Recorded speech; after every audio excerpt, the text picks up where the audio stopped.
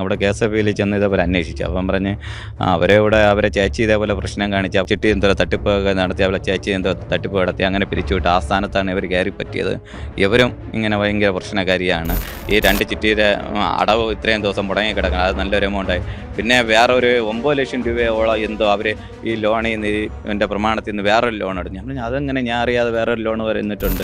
എൻ്റെ സ്ഥലം വെച്ചിട്ട് ഞാൻ ഒരു ലോൺ എടുത്തിട്ടുണ്ട് ഇവർക്ക്. അതിന് പുറമെ ഒരു ലോൺ കൂടെ അവർ അതിൻ്റെ പുറത്ത് കയറ്റി വെച്ചിട്ടുണ്ട്. നിന്നെ കൊണ്ട് നീ പറ്റണ ചെയ്ത്, നീ എന്നാ അങ്ങനെയാണെങ്കിൽ നീ എന്നാ എൻ്റെ ഒന്നും പൈസ വാങ്ങര്, ഇതിനേക്കാളും വലിയവരെ ഞാൻ നേരിട്ടിട്ടുള്ളതാണ്, പിന്നെയാണ് നീ എന്ന് പറഞ്ഞിട്ട് എൻ്റെ പപ്പയുടെ അടുത്ത് കയറിപ്പോയി അവർ വീട്ടിനകത്തിരുന്ന് സിറ്റ് ഔട്ടിലിരുന്നവരെ ഇങ്ങനെ തലയ്ക്ക് അടിക്കുകയും കമ്പി കൊണ്ട് അടിക്കുകയും എന്നിട്ട് ഇറങ്ങി ഓടുകയും ചെയ്തു. ഇതെല്ലാം അവിടെ ഇരുന്ന മാനേജറുടെ കളിയോടൊപ്പം തന്നെയാണ്. കുറച്ച് സ്റ്റാഫ് അടക്കം ഇതിൻ്റെ അകത്തുള്ളവർ അവർക്ക് വേണ്ടി ഉണ്ട്.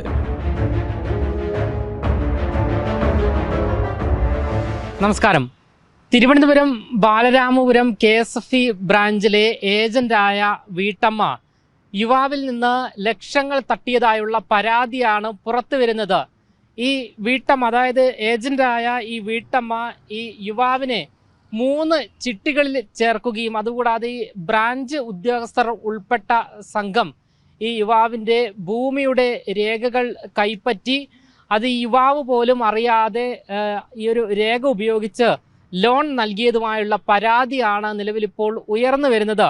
കാട്ടാക്കട സ്വദേശിയായ രജിയാണ് ഇത്തരത്തിലൊരു പരാതിയുമായി നിലവിൽ രംഗത്ത് വന്നിരിക്കുന്നത്. അദ്ദേഹം ഇപ്പോൾ മറുനാടനോട് പ്രതികരിക്കുകയാണ്. ഞാൻ ഈ ശശികല എന്ന് പറഞ്ഞ മേഡത്തെ എനിക്ക് നേരത്തെ പരിചയം ഉണ്ടായിരുന്നു. അവർ ഭർത്താവ് സുരേഷ് കുമാറാണ്. അപ്പോൾ ഇവർ മുഖാന്തരമായിരുന്നു ഞാൻ ചിട്ടി എടുത്തിട്ടുണ്ട്. 2017 തൊട്ടുള്ള ചിട്ടിയായിട്ടുള്ള ബന്ധങ്ങൾ, അതിനുമ്പേ ബന്ധമുണ്ടായിരുന്നു. 2017 ചിട്ടിയായിട്ടുള്ള ബന്ധങ്ങൾ എനിക്കുണ്ടായിരുന്നു. പിന്നെ അവരെ ഒന്നിന് പുറകെ 2-3 ചിട്ടികളിൽ ഇതേപോലെ ചേർക്കുകയും ആദ്യം ഒരു 5 ലക്ഷത്തിൻ്റെ ചിട്ടിയിൽ ചേർക്കുകയും അവിടുത്തെ KSFBയിലെ സ്റ്റാഫാണെന്ന് പറഞ്ഞ് ആദ്യം എന്നെ ചിട്ടിയിൽ ചേർക്കുകയും ആ ചിട്ടി ഏകദേശം വരുന്നപ്പോൾ ഒരു 3 ലക്ഷം രൂപയോടെ എനിക്ക് കിട്ടി. ഞാനത് ഗോൾഡ് പണയം വെച്ച് അത് എടുക്കുകയും അതിൽ നിന്ന് അവർ ഒരു 3 ലക്ഷം രൂപ എൻ്റെ ഇത് കടമായിട്ട് വാങ്ങിച്ചിട്ട് ഇത് ലോൺ അടച്ചു തരാമെന്നും പറഞ്ഞ് വാങ്ങിക്കുകയുണ്ടായി. അതെന്നാൽ കുറച്ച് ദിവസം കൂടെ അടയ്ക്കുകയും ചെയ്തിരുന്നു. അത് കഴിഞ്ഞിട്ട് പിന്നെ 18 ലക്ഷത്തിൻ്റെ ചിട്ടിയിൽ നിന്ന് അവർ ഞെർക്ക് വീഴുന്നപ്പോൾ അതിൽ നിന്ന് എൻ്റെ വീട്ടിൽ വന്ന് അവർ ഇതേപോലെ പറഞ്ഞ് അവർക്ക് അത്യാവശ്യമാണ്, മോൻ്റെ കല്യാണമാണ്, അവർ വീട് വെച്ചുകൊണ്ട് നിൽക്കുകയാണ്. സംഭവമൊക്കെ ശരി തന്നെയാണ്, അതെനിക്കറിയാം, നല്ല കേസാണ്. അതെൻ്റെ മോൻ്റെ കല്യാണം കൂടെ ഡോക്ടറാണ്, അതുകൊണ്ട് എനിക്ക് കുറച്ച് പൈസയ്ക്ക് കൂടി അത്യാവശ്യമുണ്ട്. അപ്പോൾ ഈ 2 ചിട്ടികൾ ഞാൻ അടച്ചു തരാമെന്നുള്ള രീതിയിൽ ഞാൻ പറഞ്ഞു എനിക്ക് അങ്ങനെ എടുക്കാനുള്ള വകുപ്പ് എനിക്കൊന്ന് അറിഞ്ഞുകൂടാ, അതെല്ലാം ഞാൻ ശരിയാക്കി തരാമെന്ന് പറഞ്ഞ് നമ്മളെ വസ്തുവിൻ്റെ പ്രമാണം ഇങ്ങനെ വെച്ച് അവർ ഇതേപോലെ ലോൺ എടുക്കുകയും അവരെ അങ്ങനെ 5 ലക്ഷം രൂപ അതിൽ നിന്ന് വാങ്ങിക്കും. മൊത്തം 8 ലക്ഷം രൂപ 2 ചിട്ടികളിൽ നിന്ന് വാങ്ങിച്ചിട്ട് അങ്ങനെ ചിട്ടി അടച്ച് വരികയും പിന്നെ ബാക്കി വരുന്ന ചില മാസങ്ങളിൽ എമൗണ്ടൊക്കെ കൂടുതലാകുമ്പോൾ ഞാൻ തുച്ഛമായിട്ടുള്ള ഇതിലാണ് അവർക്ക് കൊടുത്തിട്ടുണ്ട്. ബാക്കി പൈസ കൂടി ഞാൻ അങ്ങോട്ട് കൊടുക്കുമായിരുന്നു, അങ്ങോട്ട് കൊടുത്ത് ചിട്ടി അടച്ച് പോവുകയായിരുന്നു. രണ്ടാമത് 18 ലക്ഷം രൂപയുടെ. പിന്നെ അത് വീഴുന്നപ്പോൾ അവർ മൂന്നാമത് എൻ്റെ ഒരു ചിട്ടി 18 ലക്ഷത്തിൻ്റെ വീണ്ടും ചേർക്കുകയുണ്ടായി. പിന്നെ അതിൻ്റെ പാസ്ബുക്ക് ആണെങ്കിൽ അവരേലാണ്. അത് ഞാൻ പിന്നെ അല്ല ഏജൻറ്റിൻ്റെ കയ്യിൽ ഞാൻ ചോദിച്ചാൽ പറഞ്ഞ് ഏജൻറ്റ് ആണ് ഇവിടെ രജിസ്റ്റർ ചെയ്തിട്ടുള്ളത്, അപ്പോൾ അവരെ കൊടുത്തിട്ടുണ്ട്. ഞാൻ പറഞ്ഞു ആ കുഴപ്പമില്ല കൊടുക്കാം എന്ന് പറഞ്ഞ്. അത് കുറച്ച് ദിവസം കഴിഞ്ഞിട്ടും അത് കിട്ടിയിട്ടില്ല. അത് പിന്നെ അങ്ങനെ പോയിക്കൊണ്ടിരുന്നു. ചിട്ടി ഞാൻ നേരിട്ട് അടച്ചുകൊണ്ടിരുന്നു. പിന്നെ കുറച്ച് ദിവസം കഴിഞ്ഞപ്പോൾ ഇതേപോലെ നോട്ടീസുകളെല്ലാം ഇങ്ങനെ വന്നു തുടങ്ങി. ചിട്ടി പെൻഡിങ് ആണെന്ന് പറഞ്ഞ് നോട്ടീസുകൾ വന്നിട്ടുണ്ട്. അപ്പോൾ ഞാൻ 3 ചിട്ടിയല്ല 2 ചിട്ടികൾ അവർക്ക് കൊടുത്തിട്ടുള്ള 2 ചിട്ടികളും പെൻഡിങ് ആണ്. മറ്റേ 5 ലക്ഷത്തിൻ്റെയും 18ൻ്റെയും 5ൻ്റെയും 18ൻ്റെയും ചിട്ടി പെൻഡിങ് ആണെന്ന് പറഞ്ഞ് വന്നുകൊണ്ടിരിക്കുന്നത് നോട്ടീസ്. അപ്പം ഞാൻ പറഞ്ഞു അത് എന്താണെന്ന് പറഞ്ഞു. ഇതുപോലെ വിളിക്കുന്നുണ്ട്, അത് കുഴപ്പമില്ല, അവർ 2 മാസത്തിനകത്ത് എല്ലാം പെൻഡിങ് ആകുമ്പോൾ അവൻ്റെ കല്യാണമാണ്, അതേപോലെ അതോടെ അല്ലെങ്കിൽ കുറച്ച് സ്ഥലം വിൽക്കായിട്ടിരിക്കുന്നത്, അത് വിറ്റോടെ വീട് വെച്ചുകൊണ്ടിരിക്കുന്നത്, അതിൻ്റെ ഒരു ടൈറ്റാണ്, അത് 2-3 മാസം കഴിഞ്ഞോടെ ഇവിടെ തീർത്ത് തരുമെന്ന് പറഞ്ഞു. ഇങ്ങനെ 2-3 മാസമായി, ഇങ്ങനെ 4-5 മാസമായിട്ടും പെൻഡിങ്ങുകളെല്ലാം കൂറുന്നല്ലാതെ പിന്നെ ചിട്ടി അടവൊന്നുമില്ല. അപ്പം ഞാൻ അവിടെ KSFBയിൽ ചെന്ന് ഇതേപോലെ അന്വേഷിച്ചു. അപ്പം പറഞ്ഞ് അവരെ ചേച്ചി ഇതേപോലെ പ്രശ്നം കാണിച്ച് അവിടെ നിന്ന് പിരിച്ചുവിട്ട്, അവിടെ ചിട്ടി എന്തോ തട്ടിപ്പൊക്കെ നടത്തി, അവളെ ചേച്ചി എന്തോ തട്ടിപ്പ് നടത്തി, അങ്ങനെ പിരിച്ചുവിട്ട് ആ സ്ഥാനത്താണ് ഇവർ കയറി പറ്റിയത്.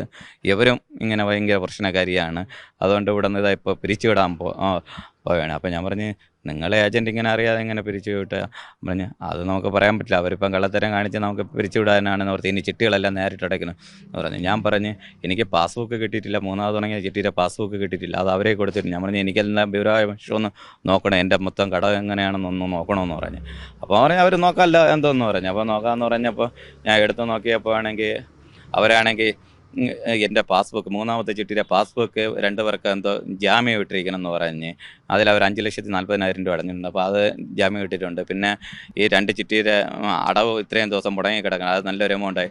പിന്നെ വേറെ ഒരു 9 ലക്ഷം രൂപയോളം എന്തോ അവർ ഈ ലോണിൽ നിന്ന് എൻ്റെ പ്രമാണത്തിൽ നിന്ന് വേറൊരു ലോൺ എടുത്തു. ഞാൻ പറഞ്ഞു അതെങ്ങനെ ഞാൻ അറിയാതെ വേറൊരു ലോൺ വരുന്നിട്ടുണ്ട്, അത് പഴയ മാനേജറിൻ്റെ കാലത്താണ് സംഭവിച്ചത്, അതെനിക്കറിയാൻ പാടില്ല എന്ന് പുതിയ മാനേജർ ഇങ്ങനെ പറഞ്ഞ്. അപ്പം ഞാൻ പെരുവാശം വെച്ച് എടുത്ത് നോക്കിയപ്പോൾ അത് എനിക്കറിഞ്ഞൂടാത്ത ഒരാളിൻ്റെ ആളെയാണ് അവിടെ വച്ചിട്ടുള്ളത്. ലോൺ എടുത്തു. അവിടെ നിന്ന് രണ്ടാമത് ഈ പ്രമാണത്തിൽ അദ്ദേഹത്തിൻ്റെ ഒപ്പിട്ട് കയറ്റി താങ്കളുടെ സ്ഥലം വെച്ചിട്ടാണ് എൻ്റെ സ്ഥലം വെച്ചിട്ട് ഞാൻ ഒരു ലോൺ എടുത്തിട്ടുണ്ട്.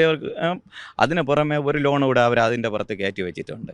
അപ്പം ഞാൻ അങ്ങനെ പാലരായ സ്റ്റേഷനിൽ അതിനെ സംബന്ധിച്ച് പരാതി കൊടുത്തു. അപ്പം അവിടുത്തെ പോലീസ് സിയെ അവിടെ വിളിച്ചു, അവരെ നമ്പർ വിളിച്ചപ്പോൾ ആ വ്യക്തി പറയണമെന്ന് പറഞ്ഞു കഴിഞ്ഞാൽ അയാൾക്ക് എന്നെ അറിഞ്ഞുകൂടെ, അവർക്ക് ചിട്ടി ഉണ്ടായിരുന്നു, അവർ ഏജൻറ്റിനെ വിൽക്കുകയാണ് ചെയ്തത്, പിന്നെ അവർക്ക് ബാക്കി കാര്യങ്ങളൊന്നും അറിഞ്ഞുകൂടെ, എനിക്കും അവരെ അറിഞ്ഞുകൂടെ. അപ്പോൾ അവർ പറഞ്ഞ് ഇങ്ങനെ അത് നിയമപരമായിട്ട് നമുക്കിപ്പോൾ ഒന്നും ചെയ്യാൻ പറ്റില്ല, നമ്മൾ അന്വേഷിക്കാം എന്ന് പറഞ്ഞ് പിന്നെ അങ്ങനെ അന്വേഷിച്ചിട്ട് വലിയ നടപടികളൊന്നും ഉണ്ടായില്ല.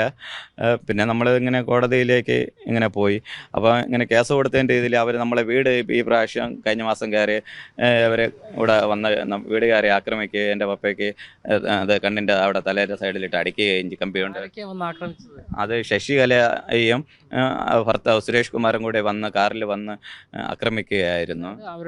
അവരുടെ ഭർത്താവ് കൂടെ വന്ന് നമ്മളെ വന്നിട്ട് നീ ഇത് കോടതിയിൽ നീ കേസ് കൊടുത്ത് പൈസ വാങ്ങിക്കുമല്ലേ, എനിക്കും പൈസ ഇട്ട് അറിയാൻ ഒരുപാട് ബന്ധങ്ങളുണ്ട്, നിന്നെ കൊണ്ട് നീ പറ്റണ ചെയ്യും, നീ എന്നാൽ അങ്ങനെയാണെങ്കിൽ നീ എന്നാൽ എൻ്റെ ഒന്നും പൈസ വാങ്ങര്, ഇതിനേക്കാളും വലിയവരെ ഞാൻ നേരിട്ടിട്ടുള്ളതാണ്, പിന്നെയാണ് നീ എന്ന് പറഞ്ഞിട്ട് എൻ്റെ പപ്പയുടെ അടുത്ത് കയറിപ്പോയി അവരെ സിറ്റൗട്ടിൽ വീട്ടിനകത്തിരുന്ന് സിറ്റൗട്ടിലിരുന്നവരെ ഇങ്ങനെ തലയ്ക്ക് അടിക്കുകയും കമ്പി കൊണ്ട് അടിക്കുകയും എന്നിട്ട് ഇറങ്ങി ഓടുകയും ചെയ്തു. ഞാൻ ബാക്കിൽ ഒന്ന് പിടിച്ചിട്ട് നിൽക്കാതെ അവർ തെറിച്ച് വണ്ടി അവിടെ ഇട്ടിട്ട് ഓടുകയും പിന്നെ പോലീസിനെ വിളിച്ച് പോലീസ് കുറച്ച് കഴിഞ്ഞ് വരികയും വന്ന് അവരെ കാറെടുത്തുകൊണ്ട് പോവുകയും പിന്നെ ഇവർ ഹോസ്പിറ്റലിൽ കൊണ്ടുപോകാൻ പോലീസ് കൊണ്ടുപോയി. ഇപ്പം കാട്ടാക്കട ഗവൺമെൻറ് ഹോസ്പിറ്റലിൽ എടുത്തില്ല, പിന്നെ മെഡിക്കൽ കോളേജിൽ പോയി, അവിടെ ഒരു 8 ദിവസം വരെ അവിടെ കിടന്നു. അപ്പം 3 പൊട്ടലുണ്ട്. എന്നിട്ടും പ്രതി ഇതുവരെ അവർ അറസ്റ്റ് ചെയ്യാനോ ഒന്നും ചെയ്യാൻ പറ്റിയില്ല. പിന്നെ നമ്മളിപ്പോൾ ബാങ്കിൽ അന്വേഷിച്ചപ്പോൾ 28 ലക്ഷം രൂപയോടെ കടം ബാധ്യതയാണ്. എൻ്റെ പേരിൽ കടം ആയിട്ടുണ്ട്. ഇവരെ ഇതിനകത്തും ഒരുപാട് തട്ടിപ്പുകൾ നടത്തിയിട്ടുണ്ട്. അപ്പോൾ ഇതിനെക്കുറിച്ച് എന്തെങ്കിലും ചെയ്ത് ഒരു തീരുമാനം തട്ടിപ്പുകൾ നടത്തിയിട്ടുണ്ട്. ഇവർ ഒരുപാട് ഇതിൻ്റെ അകത്ത് തട്ടിപ്പ് നടത്തിയിട്ടുണ്ടെന്നാണ് അറിയാൻ സാധിച്ചത്. പിന്നെ ഒരുപാട് ഒക്കെ ഒരു 10 പവൻ വരെ സ്വർണ്ണം വാങ്ങിച്ച് പണയം വെച്ചിട്ട് കൊടുക്കാൻ പറ്റിയിട്ടില്ല. അങ്ങനെയൊക്കെ ഒരുപാട് വിഷയങ്ങൾ ഇങ്ങനെ പറ്റിയിട്ടുണ്ട്. ഈ ഭാഗത്ത് തന്നെ, അതായത് താങ്കളുടെ അയൽപ്പക്കത്തുള്ള ആൾക്കാരെ തന്നെ ഇതേ രീതിയിൽ പറ്റിച്ചിട്ടുണ്ട്. എൻ്റെ അയൽപ്പക്കത്തെന്ന് പറയാം, എനിക്ക് ഇവിടെ അവരുടെ വീട് പ്രാവശ്യമ്പലത്താണ്, ആ സൈഡ് നെല്ലിമൂട് ഇങ്ങനെയൊക്കെ ഉള്ളവർ. അത് KSFയിൽ തന്നെ ഒരു അന്വേഷണം നടത്തി കഴിഞ്ഞാൽ ഇവരെ പേരിൽ ഒരുപാട് പേര് കേസ് കൊടുക്കാനായിട്ട് എത്തും. താങ്കളുടെ പ്രമാണം ഉപയോഗിച്ച് അത് മറ്റൊരാൾ ലോൺ എടുത്തിരിക്കുന്നു എന്ന് പറയുന്നു. അതായത് ഈ KSF ഉദ്യോഗസ്ഥരെ അറിയാതെ ഇത് സംഭവിക്കുമോ? അതാണ് ഞാൻ ചോദിക്കുന്നത്. നമുക്ക് അവരെ എന്തെങ്കിലും വിളിച്ച് പറയണ്ടേ, നിങ്ങളെ ഇത് പ്രമാണം 2 പേർക്കാണ് ജാമ്യം വരുന്നതെന്നോ ഒന്നും നമ്മളെ ഒന്നും അറിയിച്ചില്ല. ഇപ്പോൾ എൻ്റെ ആവശ്യത്തിന് അത് ആ ഒപ്പ് വേണമെങ്കിൽ എൻ്റെ അത് ഉണ്ട്.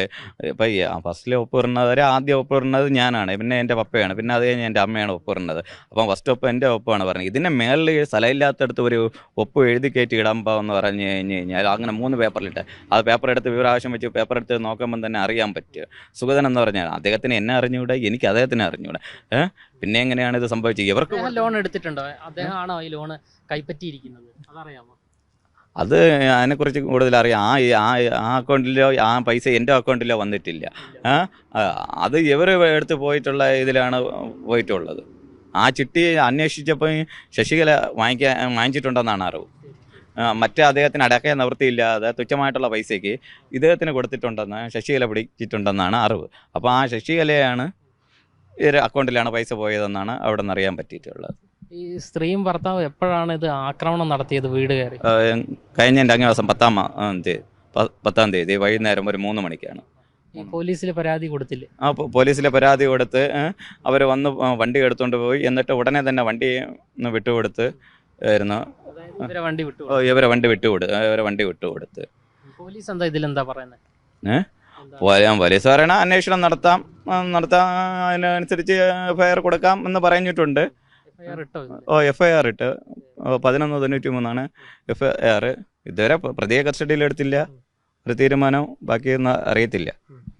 രജി എന്താ ഇപ്പൊ ചെയ്യുന്നത്? ഞാൻ ഡ്രൈവറാണ്. ഈ സ്ത്രീയെ എങ്ങനെയാണ് പരിചയപ്പെടുന്നത്? ഇത് എൻ്റെ വീട്ടിൻ്റെ അടുത്ത് എൻ്റെ വീട്ടിൻ്റെ കുറച്ച് ഉയരമായിട്ട് ഇവർക്ക് കോഴി ഫാം അവിടെ ഒരു 1.5 ഏക്കർ സ്ഥലമുണ്ട്. അങ്ങനെ അവരെന്നെ ഇവിടെ വരുമ്പോൾ എന്നെ ഓട്ടത്തിനൊക്കെ വിളിക്കുക, അങ്ങനെയുള്ള പരിചയമാണ്. അങ്ങനെ വർഷങ്ങൾക്ക് മുമ്പേ ഓട്ടങ്ങൾക്ക് വിളിക്കുക, അങ്ങനെ ഉള്ള പരിചയത്തിലാണ്. സ്ത്രീയുടെ പേരിൽ മറ്റെന്തെങ്കിലും തരത്തിലുള്ള കേസോ അങ്ങനെ എന്തെങ്കിലും ഉണ്ടോ, അറിയാവോ? അങ്ങനെ അല്ല, കേസുകൾ ഉണ്ടാവാൻ ചാൻസ് ഉണ്ട്. കാരണം അവർ മൊത്തം പിന്നെ കുറേ പേര് ഇത് അറിഞ്ഞിട്ട് തെളിവില്ലാതെ ഇവർ പിന്നെ പൈസയൊക്കെ വാങ്ങിക്കുന്നതും കൂടുതലും. ഞാൻ അന്ന് പൈസ ഞാൻ പറഞ്ഞ് ബാങ്ക് വഴി എനിക്ക് ഇന്ത്യൻ ബാങ്കിലാണ് അക്കൗണ്ട് ഉള്ളത്. അപ്പോൾ ഇന്ത്യൻ ബാങ്കിൽ ഞാൻ പറഞ്ഞ് അവരും പറഞ്ഞ് ട്രാൻസ്ഫർ ചെയ്ത് കൊടുക്കാം എന്ന് പറഞ്ഞ്. അപ്പോൾ പറഞ്ഞു അയ്യോ എനിക്ക് ഒരുപാട് ഇങ്ങനെ സ്ഥലത്തിൻ്റെ ബിസിനസ്സും കാര്യങ്ങൾ അവിടെ സ്ഥലം ഉള്ളതുകൊണ്ട് ടാക്സിൻ്റെ പ്രശ്നം വരും, അതുകൊണ്ട് അതൊന്നും സഹായിക്കണം എന്ന് പറഞ്ഞ് അങ്ങനെ കയ്യിലാണ് എല്ലാ പൈസയും അവർ വാങ്ങിക്കാറുള്ളത്. ഈ മാനേജ്മെൻറ്റിൻ്റെ ഒത്താശ ഉള്ളതായി സംശയമുണ്ടോ? തീർച്ചയായും പഴയ ഇരുന്ന മാനേജരാണ് ഇതിന് ഏറ്റവും പ്രധാനമായിട്ടുള്ള മാനേജർ. നമുക്കൊരു സമരത്തിൽ നിന്നിട്ടാണ് അത് നമ്മളെ പറഞ്ഞ് ബോധ്യപ്പെടുത്തണം. നിങ്ങൾക്ക് നിങ്ങളെ പേരിലുള്ള ചിട്ടി ഇന്നവർക്കാണ് വയ്ക്കണതെന്ന് അവരതൊന്നും പറഞ്ഞു തന്നിട്ടില്ല. പിന്നെ അദ്ദേഹത്തിൻ്റെ ഒപ്പില്ലായിരുന്നു. പിന്നീടാണ് ഇപ്പോൾ വിവരാവകാശം എടുത്തപ്പോഴാണ് അദ്ദേഹത്തിൻ്റെ ഒപ്പ് വന്നിട്ടുള്ളത്. ഇതെല്ലാം അവിടെ ഇരുന്ന ഏജൻറ്റിൻ്റെ അവിടെ ഇരുന്ന മാനേജറുടെ കളിയോടൊപ്പം തന്നെയാണ്. കുറച്ച് സ്റ്റാഫ് അടക്കം ഇതിൻ്റെ അകത്തുള്ളവർ അവർക്ക് വേണ്ടി ഉണ്ട്. കാരണം അവരുണ്ടെങ്കിൽ അവർ പറയുന്നത്, ഞാൻ മാനേജറിനെ കണ്ടെന്ന് ഞാൻ സംസാരിച്ചപ്പോൾ അവർ പറയുന്നത് നമുക്ക് നിങ്ങളല്ല പ്രധാനം, അവരൊക്കെ അവിടുത്തെ ഇത് ഏജൻറ്റാണ് ചിട്ടി അല്ല അതിനുള്ള രേഖകളും തരുന്നത് ഏജൻറ്റാണ്. അപ്പോൾ അവർക്ക് അതുകൊണ്ട് ചെയ്യാൻ പറ്റത്തുള്ളൂ എന്നാണ് അവർ നമ്മളെയൊന്നും ഒരു വില നിൽക്കുന്നില്ല. അവർക്ക് എന്തെങ്കിലും ഏജൻറ്റ് എന്ത് ചെയ്തു കൊടുക്കുമെന്നോ അതാണ് അവർ നോക്കുന്നത്. നമ്മളെ വിളിച്ച് കാര്യമൊന്നും തിരക്കുന്നില്ല. ഇപ്പം നിലവിൽ പാസ്ബുക്ക് വരെ അവർക്കാണ് കൊടുത്തത്. എന്ത് കാരണം വെച്ചാണ് എൻ്റെ പാസ്ബുക്ക് അവർക്ക് കൊടുക്കാൻ കാരണം? അതാണ് ഞാൻ ചോദിക്കുന്നത്. ഇപ്പോൾ ഈ മാനേജർ മാറിയില്ല. ഇപ്പോൾ ഇരിക്കാൻ മാനേജർ കുഴപ്പമില്ല. അദ്ദേഹം സത്യസന്ധമായിട്ട് എല്ലാ കാര്യങ്ങളെല്ലാം പറയുന്നുണ്ട്, എല്ലാം ചെയ്യുന്നുണ്ട്. പഴയിരുന്ന മാനേജരാണ് ഇതെല്ലാം പ്രശ്നം. അവരെ പറയണ അവർക്ക് ചിട്ടി ടാർഗറ്റ് പിടിക്കുകയാണ് അവരെ ലക്ഷ്യം. അതുകൊണ്ട് നമുക്ക് ഏജൻറ്റിൻ്റെ കൂടെ നിന്നാൽ പറ്റുമെന്നുള്ള രീതിയിലാണ് ആ സംസാരം മൊത്തം ഇങ്ങനെ വരുന്നത്. ഇപ്പം കോടതിയിൽ പരാതി കൊടുത്തു? കോടതിയിൽ കേസ് ഇട്ടിട്ടുണ്ട്. നെയ്യാറ്റിൻകര കോടതി. എപ്പോഴാണ് കൊടുത്തത്? കൊടുത്തിട്ട് ഇപ്പോൾ ഏകദേശം 1 വർഷത്തിനകത്ത് വരും. കേസെടുത്തിട്ടുണ്ട്. വലിയ കടക്കാരനായിരിക്കുകയാണ്. 28 എനിക്ക് ആ പടയുള്ളത് ഈ 20 സെൻറ്റ് അവരെ വസ്തുവില്ല. ഞാൻ ഇപ്പോൾ എന്ത് ചെയ്യും? അവിടെ നിന്ന് നോട്ടീസ് സ്ഥിരം അയച്ചുകൊണ്ടിരിക്കണം, അല്ലെങ്കിൽ അവർ വീട് ജപ്തി ചെയ്യും എന്ന് അവർ പറയണം. അവർ പറയണം ജപ്തി നടപടിയിലേക്ക് നയിക്കണം, അല്ലെങ്കിൽ അത് സെറ്റിൽമെൻറ്റ് ചെയ്യണമെന്നാണ് പറയുന്നത്. സ്ത്രീ ഇപ്പോൾ എവിടെയാണുള്ളത് അറിയാമോ? അദ്ദേഹം ഇവിടെ നമ്മളെ വിളയിൽ അവർക്ക് കോഴി ഫാമും കാര്യങ്ങളുണ്ട്. അവരെ മിനിങ്ങാന്ന് വന്നിരുന്നു. അവരൊരു ധാർഷ്ട്യത്തോടെ അവരെ എന്ത് ചെയ്തായിരുന്നാലും ഒന്നും ചെയ്യത്തില്ല എന്നുള്ളൊരു രീതിയിലാണ് അവരും പറയുന്നത്. അവർക്ക് ആൾക്കാരുണ്ട്, അവരെ പൈസ ഇട്ട് എന്തോണോ ചെയ്യും എന്നുള്ള രീതിയിൽ അവരെന്ത് ചെയ്തിരുന്നാലും അവരെ പോലീസ് അറസ്റ്റ് ചെയ്യില്ല എന്നുള്ള അവർക്ക് ഒരുപാട് ഉന്നത ബന്ധങ്ങളുണ്ട് എന്ന രീതിയിലാണ് അവർ സംസാരിക്കുന്നത്. അതുകൊണ്ടായിരിക്കും പോലീസ് FIR രജിസ്റ്റർ ചെയ്തിട്ടും അറസ്റ്റ് ചെയ്യാത്തത് തന്നെയായിരിക്കും. അത് അവർക്ക് തന്നെ അറിയാം എന്താണ് കാരണം, എന്തുകൊണ്ടാണ്, എന്തെല്ലാം ആണ് ഇതിലുള്ള പ്രശ്നങ്ങൾ അവരെ ഭയക്കുന്നതിൻ്റെ കാരണം. അത് അവർക്ക് തന്നെ അറിയാൻ പറ്റുക. നമുക്ക് തന്നെ നിലവിൽ അവരിപ്പോൾ ജോലി ചെയ്യുന്നുണ്ട്. അല്ലല്ല ഇപ്പോൾ അവരെ തെറ്റ് കാണിച്ച് അവരെ പിരിച്ചുവിട്ട് ഇതുവരെ KSFയിലേക്ക് അവരെ സ്റ്റാഫിനെ എടുക്കുമ്പോൾ നമുക്കറിയത്തില്ലല്ലോ. നമ്മൾ അവരെ വിശ്വസിച്ചാണല്ലോ ഈ ചിട്ടിയിൽ ചേരുന്നത്, എല്ലാ കാര്യങ്ങളും ഒക്കെ ചെയ്യുന്നത്. അപ്പോൾ അവരെ വയ്ക്കാനുള്ളത് ഇപ്പോൾ അവരെന്തെങ്കിലും ബോണ്ട് വാങ്ങിച്ച് വെച്ചിട്ടായിരിക്കും അവരെ ചെയ്യുക. അവരിങ്ങനെ തട്ടിപ്പ് നടത്തുന്ന കാര്യം നമുക്കറിയാം. നമ്മളൊരു KSFയിൽ സ്റ്റാഫോ ഏജൻറ്റോ എന്ന് പറയുമ്പോൾ നമ്മൾ അവിടുത്തെ ഒരു അങ്ങനത്തെ പോലെ കരുതി നമ്മൾ നല്ല വിശ്വസിച്ചാണല്ലോ അവരെ ഇങ്ങനെ ചിട്ടികളൊക്കെ കൊടുക്കുന്നത്. ഇങ്ങനെ അവരെ തട്ടിപ്പ് രീതിയിൽ കൊണ്ടു കൊടുക്കേണ്ട ഒരവസ്ഥ ആണെന്ന് നമുക്കറിഞ്ഞില്ലല്ലോ. അതുപോട്ടെ, അവരെ ചേച്ചി ഇങ്ങനെ തട്ടിപ്പ് കാണിച്ചിട്ട് പോയി, ചേച്ചി അനിയത്തിയാണ് ഇങ്ങനെ തട്ടിപ്പ് കാണിച്ചിട്ട് പോയിട്ടുണ്ട്. പിന്നെ ആ സ്ഥാനത്ത് അവരെ എടുത്തിരുത്തേണ്ട കാര്യമുണ്ട്. അല്ലെങ്കിൽ എന്തെങ്കിലും സെക്യൂരിറ്റി വാങ്ങിച്ചിട്ട് എടുത്തിരുത്തിയെങ്കിൽ എന്തെങ്കിലും പ്രശ്നം വരുമ്പോൾ അവർ സെക്യൂരിറ്റി വെച്ചെങ്കിലും നമുക്ക് ഈടാക്കി തരാമെന്നുള്ളതല്ലേ ഉള്ളൂ. അന്ന് ഈ തട്ടിപ്പ് നടന്ന ആ സമയത്ത് മാനേജർ ആരായിരുന്നു എന്ന് ഓർമ്മയുണ്ടോ? ഒരു സ്ത്രീ മാനേജറാണ്, സിറിൽ നന്ദോ ആണ്. അദ്ദേഹം ഇപ്പം കുന്നത്തുകാല് ബ്രാഞ്ചിലിരിക്കുകയാണ്. സ്ഥലം മാറിപ്പോയി. എന്തായാലും ബാലരാമപുരത്തെ ഈ KSFE ബ്രാഞ്ചിൽ സമാനമായ രീതിയിലുള്ള തട്ടിപ്പുകളും അഴിമതിയും ഇതിനു മുൻപും നടന്നിട്ടുണ്ട് എന്നുള്ള ആരോപണമാണ് ഈ യുവാവ് മറുനാടനോട് പങ്കുവെച്ചിരിക്കുന്നത്. അതുകൂടാതെ സാധാരണമായി ജീവിതം നയിച്ചു വന്നിരുന്ന യാതൊരുവിധ കടവുമില്ലാത്ത ഒരാളാണ് ഇപ്പോൾ 3 ചിട്ടിയിൽ ചേർന്നതിൻ്റെ പേരിൽ പറ്റിക്കപ്പെടുകയും അതുകൂടാതെ 28 ലക്ഷം രൂപയുടെ കടക്കാരൻ കൂടിയായിരിക്കുകയാണ്.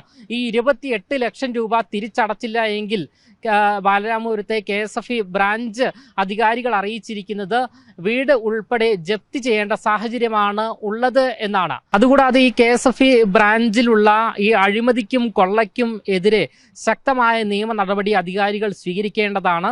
ED അന്വേഷണം ഉൾപ്പെടെയുള്ള അന്വേഷണം ഈ ഒരു ബ്രാഞ്ചിനെതിരെ നടത്തണം എന്നുള്ള ആവശ്യവും ഈ യുവാവ് ഉന്നയിക്കുകയാണ്. ക്യാമറമാൻ അനുവിനൊപ്പം അമൽ രുദ്ര, മറുനാടൻ മലയാളി, തിരുവനന്തപുരം.